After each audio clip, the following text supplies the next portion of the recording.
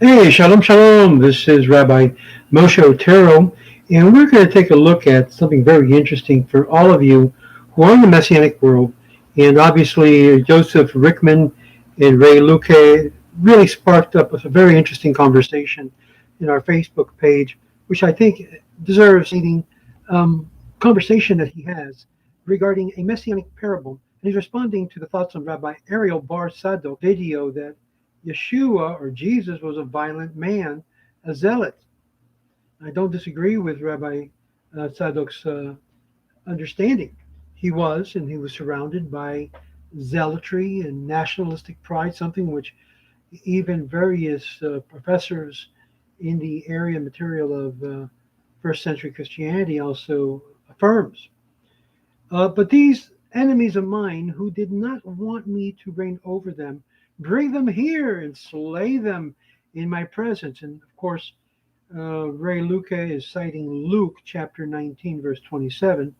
And then fascinating, he now switches to a 13th, 14th century rabbi named the Rambam, who talks about the laws of those of you who weren't aware.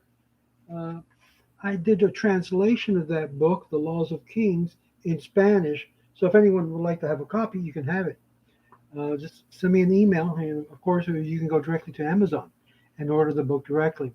But I want you to read this because this is very typical of many of the messianic arguments, which basically they remove from the context the statements that were said from Jesus and quotes a future rabbinical leader to somehow support their issue.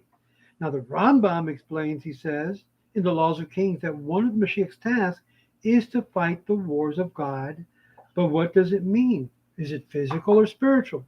Interesting how he utilizes the approach from the Chabad Meshechistim camp that argues the same way, that the Rebbe has to be Mashiach because he was fighting in the wars of of God in a spiritual sense, and that has been already debunked.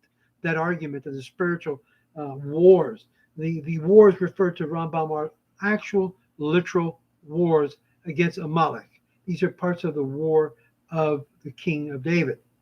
But nevertheless, what does he go? He goes and quotes Hasidic thought. He goes into the